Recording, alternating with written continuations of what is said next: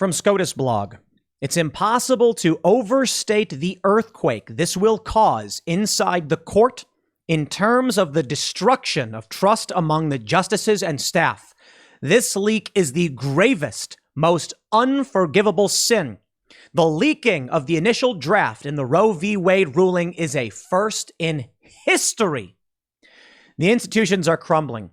Many on the left are cheering this on. They're outright calling for revolution.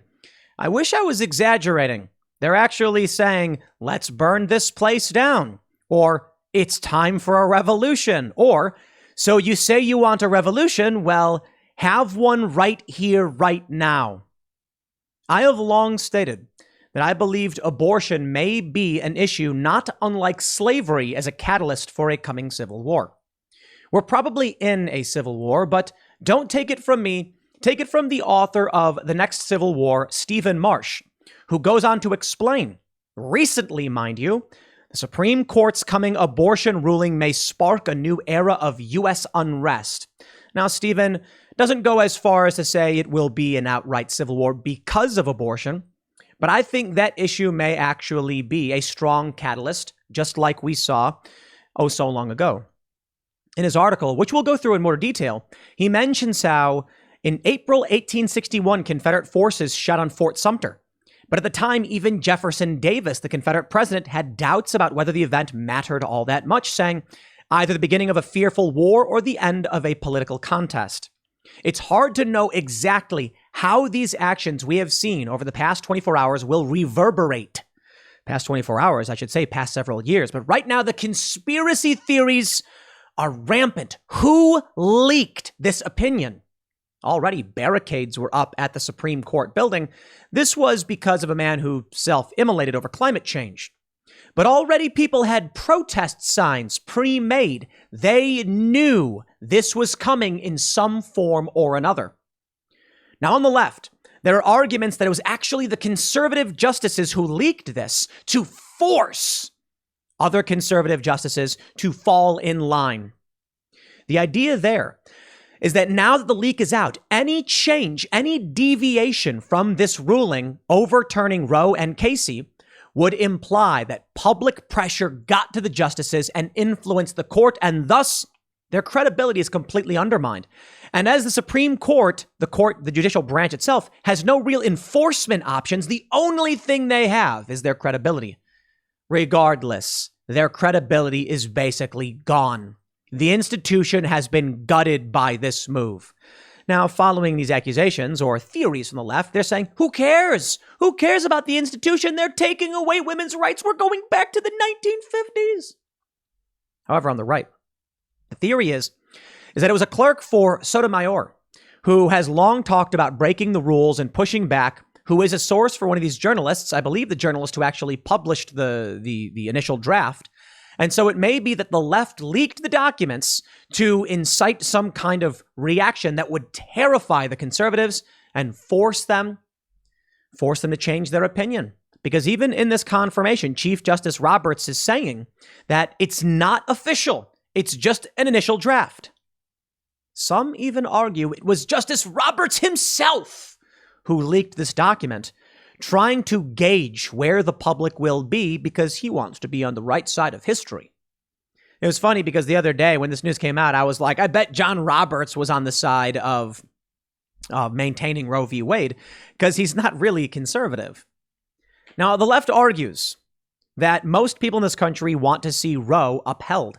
And that is, I would say, technically true, literally true. Most polls show us that the majority, I believe it's like 58 on average, say yes, they want Roe upheld. It's not as much as the left has been like 70% are pro-choice. Let's get to the nitty-gritty here. What's the actual numbers? No, it's like 58%. But most people in this country, I believe we're looking at around 72%, believe there should be some restrictions on abortion. The challenge now is that you either get one or the other. In blue states, they're removing all restrictions, and in red states, they're banning it outright, and moderates are just left in the middle. Somewhat in agreement with the right, because at the very least, the Republican argument here is blue states will have abortion, red states won't. The Democrat argument is no abortion legal everywhere, regardless of what red state wants. Red states want. Okay, I better slow down. I want to make sure I get through all of the breaking news, show you what the left is saying. And yes, my friends, my argument is this could be a catalyst on par with slavery, leading to some kind of civil war. Now, Stephen Marsh, as I mentioned, wrote the book, The Next Civil War. Even he is reluctant to say this is. He's saying it could lead to unrest. I definitely agree with that. But let's talk about possibilities after we talk about the news. Before we get started, head over to timcast.com and become a member if you would like to help support our work. Our journalists have been covering this from the moment the leak came out, compiling data on all these states, their laws, what will change. If you want to support our work, go to timcast.com. In the top right corner, click sign up, become a member. You will also get access to exclusive members-only segments of the Timcast IRL podcast, and you will help us engage in what I refer to as culture jamming as marketing. We bought a billboard, and we got a billboard with the help of the Daily Wire, calling out the mainstream media and their deceptions, as it were, calling them out. We want to do more stuff like that. With your support, we're going to have a whole lot of fun, and you'll keep our journalists employed. But don't forget to smash that like button, subscribe to this channel, share this show with your friends. There's so much to break down. I really do love the left conspiracy theories on this one, thinking it was the Republicans who leaked it. But let's start with what Chief Justice John Roberts has to say in confirming the draft and ordering this investigation. In a tweet from SCOTUS blog, the Supreme Court confirms the authenticity of the draft opinion revealed last night by Politico for immediate release. Yesterday, a news organization published a copy of a draft opinion in a pending case. Justices circulate draft opinions internally as a routine and essential part of the court's confidential deliberative work. Although the document described in yesterday's reports is authentic, it does not represent a decision by the court or the final position of any member on the issues in the case. Chief Justice John G. Roberts Jr. provided the following statement. To the extent this betrayal of the confidences of the court was intended to undermine the integrity of our operations, it will not succeed. The work of the court will not be affected in any way. Full stop. Roberts, you're wrong. You've lost already. I'm not trying to be a dick, but you've lost already. If this was not the final opinion, and this was just Alito writing up his thoughts, circulating it to the other judges for which it may have changed, any deviation from this now, considering it was 98 pages, mind you, would convince people that leaking the documents swayed the court. So what's the only option? The ruling needs to stand as it appears now. It's leaked. It's out. It's done. So what do? If you truly intended to debate the issue and possibly change your position, it's too late now. No one will believe it was genuine. And this is what's interesting about the left and right conspiracies. The left is arguing conservatives leaked this for that reason. It's not a bad theory, in my opinion, but you're going to need some evidence. We don't know who leaked it. There's some speculation. Let's read more. Quote, we at the court are blessed to have a workforce, permanent employees and law clerks alike, intensely loyal to the institution and dedicated to the rule of law. Court employees have an exemplary and important tradition of respecting the confidentiality of the judicial process and upholding the trust of the court. This was a singular and egregious breach of that trust that is an affront to the court and the community of public servants who work here. I have directed the marshal of the court to launch an investigation into the source of the leak. I'm hearing that's the FBI. I'm not entirely sure. We can see now that Oberfell is now trending as well. I'm probably pronouncing that wrong. Language used by Justice Alito in a leaked Supreme Court draft indicating plans to overturn Roe v. Wade has generated concern for other landmark rulings, including Oberfell v. Hodges, which legalized same-sex marriage in all 50 states in 2015. Perhaps. The language is particularly interesting. SCOTUS blog, as I mentioned, says it's impossible to overstate the earthquake this will cause inside the court. The institutions are failing. This has never happened before. Many people are saying that it doesn't matter on the left. It doesn't matter because the ruling is more important. In response to SCOTUS blog, someone said the Supreme Court is losing its legitimacy from the inside out, not the other way around. Why would anyone trust the Supreme Court, and what enforcement capabilities do they have at this point? Even if they issue this ruling, what's to stop red state Planned Parenthoods from just saying we are going to do whatever we want anyway? The states themselves intervening, that's when things will get dark and civil war may be on the horizon. Now, I don't want to wait too long to talk about the fears that I have here, but let me make one point for you as we go through what the left is saying when they call for revolution. With the overturning of Roe v. Wade, and one reason why it may not be, with the overturning of Roe v. Wade, you will have states instantly ban abortion. Already, Kristi Noem of South Dakota has said, if this is true, and it is, she would immediately call for a special session to ban abortion outright in South Dakota. If a fetus is codified in law as a living person, as everyone on the right basically agrees, you would be able to act in defense of this living person as per self-defense. If someone was attacking another person brutally and viciously with extreme force, and you genuinely feared for the life of that person, typically you are entitled to act in the defense of others. That means to use force against another person, it would be justified. An affirmative defense. A man is strangling a woman on the ground, so you kick him. He dies. They say, why did you kick him? He was strangling that woman and I needed to stop him. You didn't intend to kill him. You just wanted him to stop because he was going to kill someone else. An affirmative defense. What if a doctor is performing an abortion illegally to kill what is codified as a human life, and you kick him and he dies? Would the same law, the same precedent apply to you? This is where things get dark. If these abortion clinics try to operate in states that have banned them, what's to stop? I mean, law enforcement will come in. The left will not take kindly to this. At the very least, hyperpolarization geographically will occur as Democrats in red states flee to blue states, and then you will get very, very strange laws, politics. Things will get really, really interesting in this country very, very quickly.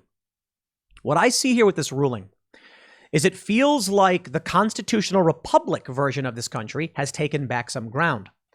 The multicultural democracy has lost. To put it simply, you want to know why I'm not crying about this, why I'm not freaking out? As someone who has repeatedly said that I believe in safe, legal, and rare abortion, which is the traditional Democrat position, but not so much anymore. It's because the end result is the Republicans have issued a compromise that state sovereignty will reign supreme. That is, red states can pass their bans, but blue states can maintain the legality of abortion.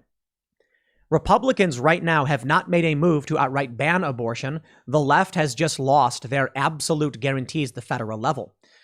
The Republicans are right now satisfied with a compromise. You can have abortion, we'll restrict it. The left wants an absolute answer. No, it must be legal everywhere, no matter what your sovereign state wants. I think there's deep concern as to what this could mean. But ultimately, this is not a ban on abortion. It's going to be up to the states. So it's not apocalyptic in terms of a ruling, but the left is acting like it is, and it's very strange. It's because the left operates under the principles of a multicultural democracy.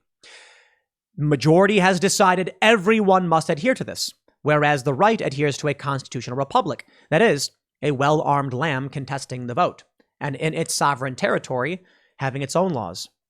In this story from Esquire, John Roberts has as much control of his right wing as Kevin McCarthy does of his, which is to say none.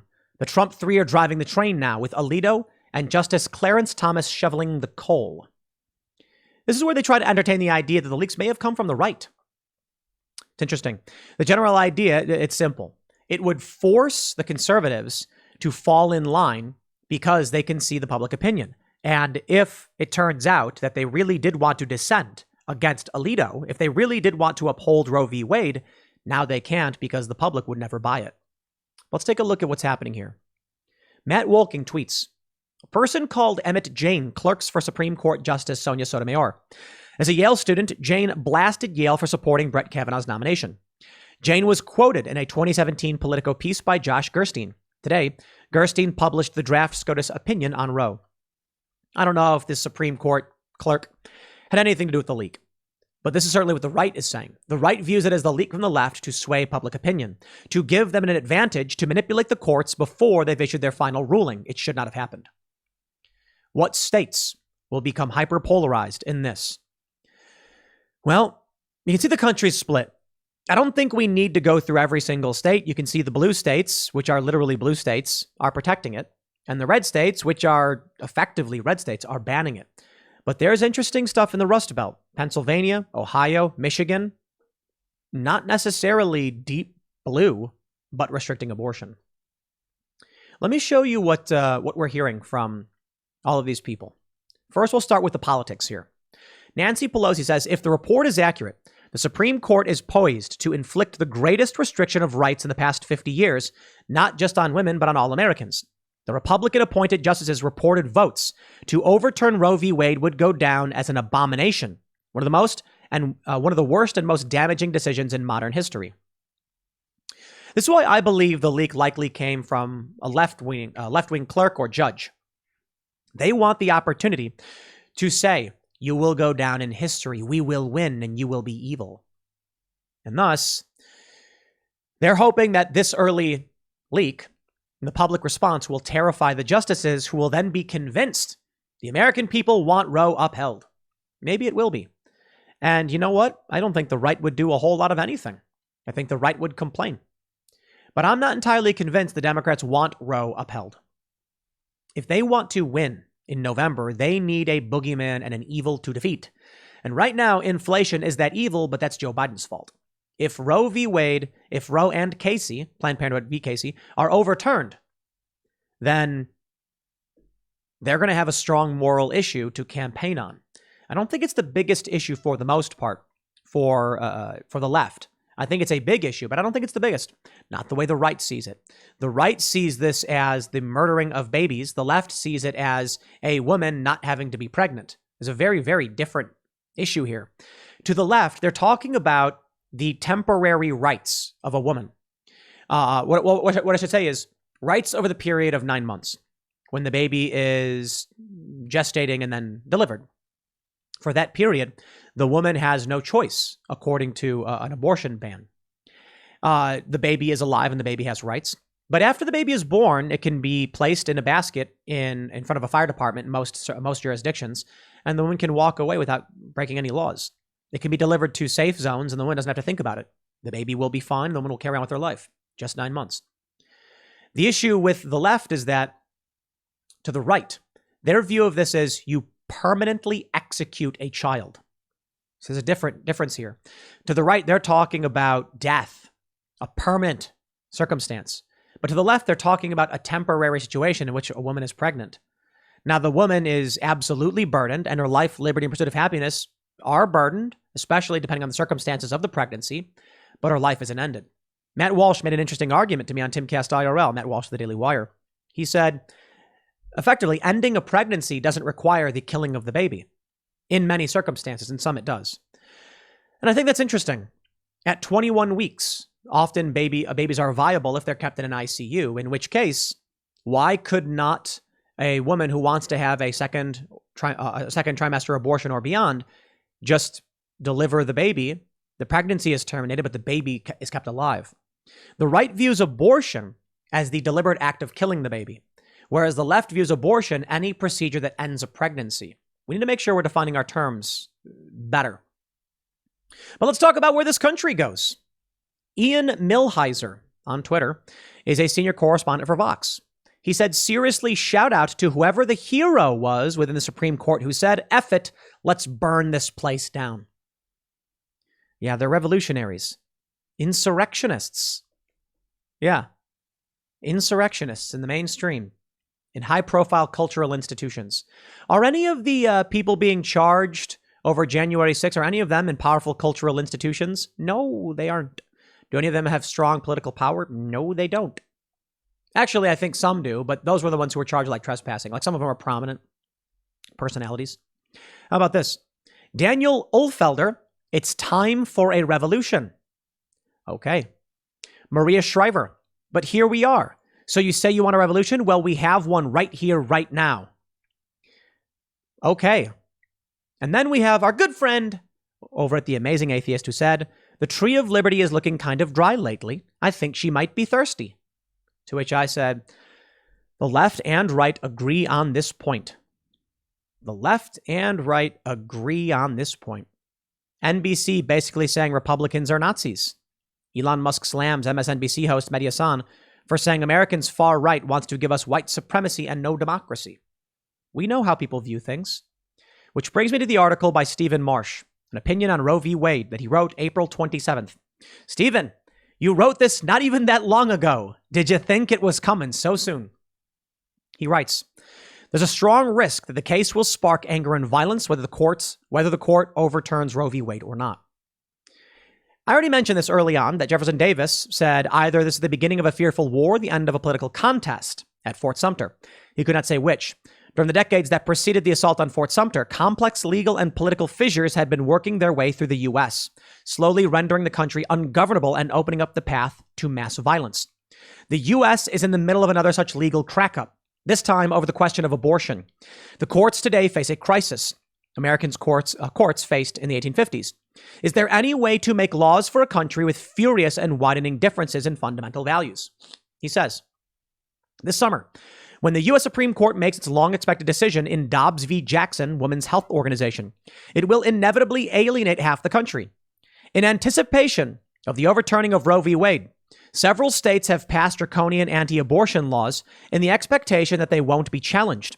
Idaho has already imitated the Texas law, which allows private citizens to sue anyone who helps a woman procure an abortion, a law that the Supreme Court has refused to overturn. Two American blocs are emerging. In the South and parts of the West and Midwest, abortion laws are about to return to where they were in the 1950s. The rest of the country has already set itself in opposition to these laws. The division will not stay considerate and respectful, particularly in areas where liberal and conservative states neighbor one another.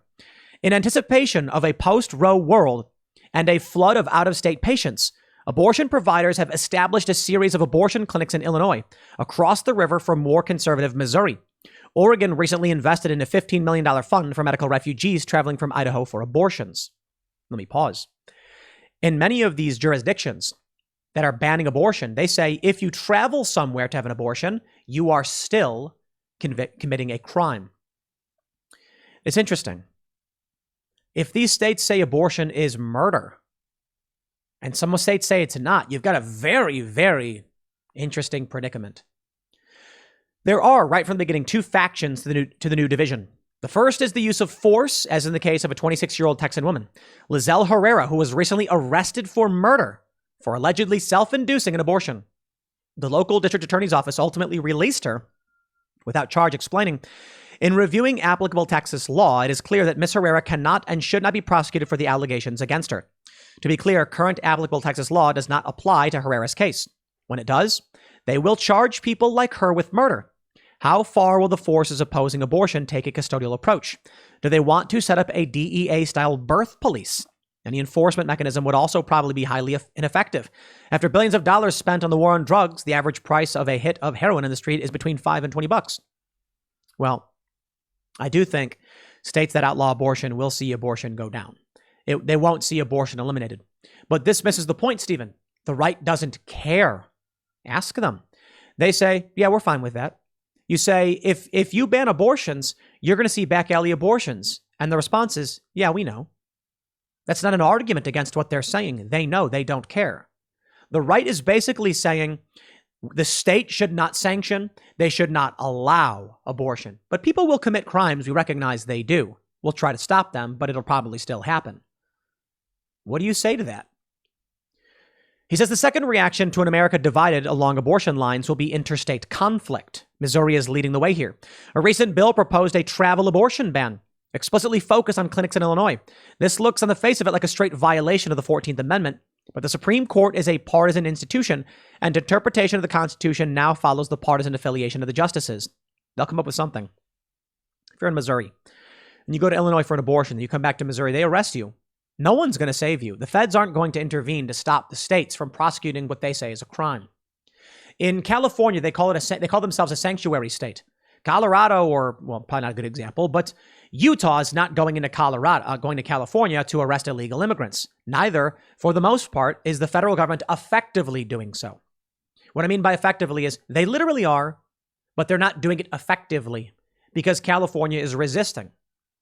The federal government won't come in to unenforce a law. You see the issue.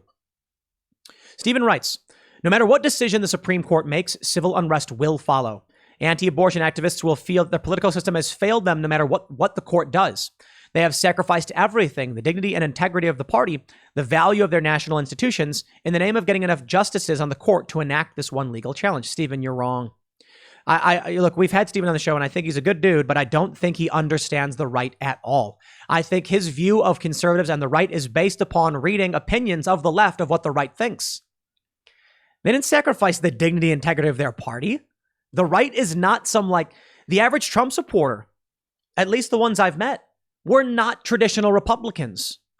They don't care about the Republican Party. It's fascinating that they can come to me and say, I'm right wing. And then I can go, the Republican Party is trash. The leadership should be removed. And every single one of them, save like 2 or 3, should be primaried. And the right is like, yes, we agree. No, I think what you're actually seeing from channels like mine is the average millennial says neither party represents me. The Democrats are a cult, and the Republicans are ineffective, stodgy, and typically neocon warmongers. So no, I think, Stephen, you misunderstand what the right actually cares about. He was going to say, if the court upholds Roe v. Wade, they will quite naturally feel betrayed. If the courts overturn Roe v. Wade, they will discover a fact the new Texas law has inadvertently revealed. The criminalization of abortion doesn't work. Their basic assumption that the government can outlaw abortion is simply untrue. At first, the Texas law appeared to cause abortions to decline by half, but quickly the numbers reasserted themselves. The decline is less than 10%. Women went out of state or bought chemical abortions. The overturning of Roe v. Wade will make women's medical treatment more difficult and impersonal and humiliating. It won't change the abortion rate significantly. It will when the surrounding states ban abortion. Period. Absolutely. There will be back alley. It will cause a reduction, but that's not even the argument. Every pro-lifer conservative I talk to says, we know, we don't care, it shouldn't be legal. And I'm like, okay. Well, what about the argument that it won't even prevent abortions? They're going to go back to coat hangers. The right just goes, yep. And I'm like, okay. What they don't want is institutionalized abortion. I don't understand what the left is arguing when they don't even talk to pro-lifers. And then what is my response to a conservative? And say, yeah, we know. So, okay, this argument's out the window because it's not changing the mind of any conservatives or pro-lifers. Okay, well, abortion will still happen. Women will be criminalized for this. Yeah, we know. Oh, well, okay. They know. They've heard the arguments. They don't care. Now, we've heard from our pro-lifer friends, they don't want to see women going to prison over this for the most part, that women are being taken advantage of. I think that's a silly, silly argument. You know, I've talked with Seamus Coughlin over, he's over at Freedom Tunes, and he's a regular on Timcast IRL, a very frequent regular these days. Since Luke left, Seamus has been filling in, and Seamus is a really good friend of ours. We do comedy bits together, but I disagree. When Seamus argues that he doesn't think women should be held responsible for being manipulated into getting abortions, I just don't see how that argument flies from a legal perspective.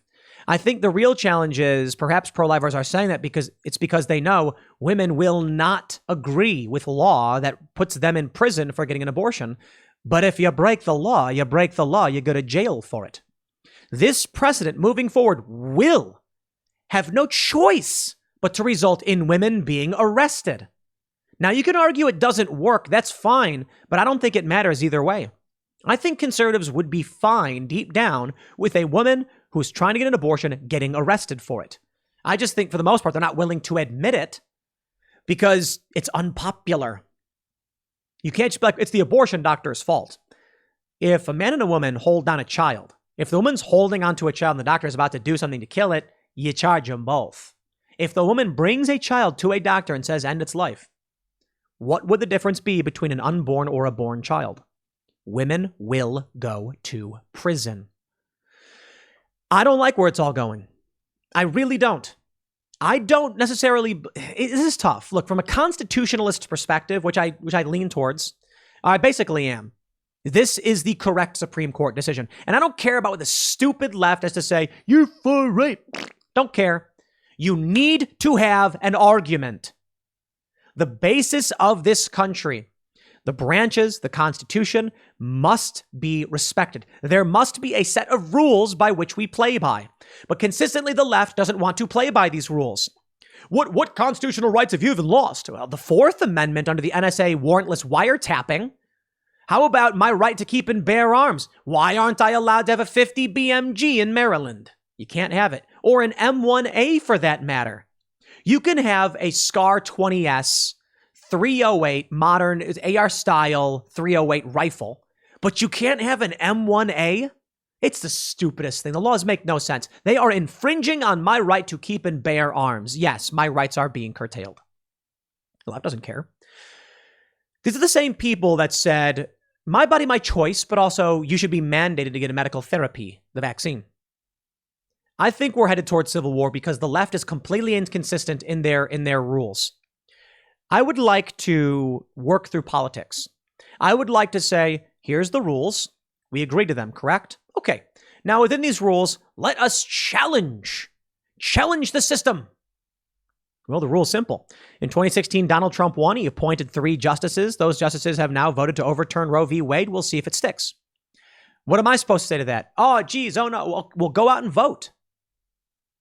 Someone tweeted, it was Orrin McIntyre, I think is his name. He was on Timcast IRL. I think that's what it was.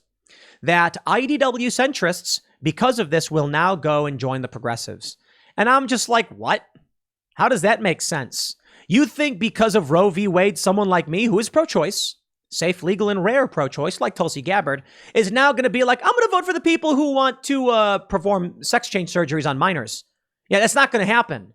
I am of the faction that says neither party represents me. The Democrats are insane, and the Republicans are Republicans, and they've always been Republicans. The left has gone far left. They're out of their minds. The Republicans have wanted to ban abortion my entire life. The left was okay with restrictions and compromise, and I said, that makes sense.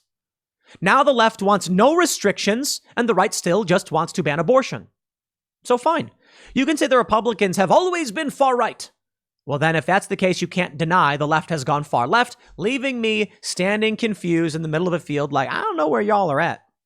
But I can tell you one thing. I believe in free speech. I think critical race theory is bad. I believe what they're doing to kids is wrong. So I don't see why I would ever support the Democrats. I got to be honest, though. Watching the corruption in the Republican Party over what's happening to Robbie Starbuck, I don't know if I would actually be interested in voting for Republicans at this point either. It was one election, 2020 with Trump. Why? Because Joe Biden is crooked and Donald Trump had some good policy positions for a second term. We'll see what happens in 2024, but if DeSantis runs, I might do it. I don't know if I would vote for a Trump. Considering what the Democrats have become, I feel like I might have no choice. But we will see. I despise the Republican Party. And if they think they've earned my vote, they are sorely mistaken. I certainly won't be voting for a Democrat. Fine. Take that as a win, Republicans. But if you think I'm going to go and vote for a Republican Party that would not defend Robbie Starbuck, that would seek to remove people from the ballot because they want to maintain their neocon garbage. If you think I'm going to lend my voice to defending Kevin McCarthy, Mitch McConnell, Lindsey Graham, you are sorely mistaken. They got that support in 2020, and it was begrudging support because Biden is trash. They have an opportunity now to clean up, or the Republicans can vote in the primary and start bringing in different people to challenge this machine. It's tough. I don't think I can stand to see the Democrats win. I'm not a fan of what's happening with overturning Roe v. Wade. I'm not zealous about it. I'm not crying. I'm not going to freak out. I'm not going to flip tables. I'm just going to be like, well, I guess you got to vote. I just don't see a path forward for my position because the left is psychotic and wants unrestrained abortion and the right wants to ban it outright. And I'm like, compromise, safe, legal, and rare like we used to have. And you know what? When I've said that, the left calls me right wing and the right says we're listening. That's the craziest thing to me. I talked to Steven Crowder about it on his show and he was like, we're willing to entertain restrictions. And I was like, okay. I agree with that then. Or some exceptions, I guess. If the Republicans are playing this game and they're saying we want abortion to be a states' right issue, what do I have to complain about? Sovereign states can make their own laws. If you don't like it, move to a blue state, you're fine. Nothing will change. For the majority of Democrats who live in blue states, nothing will change.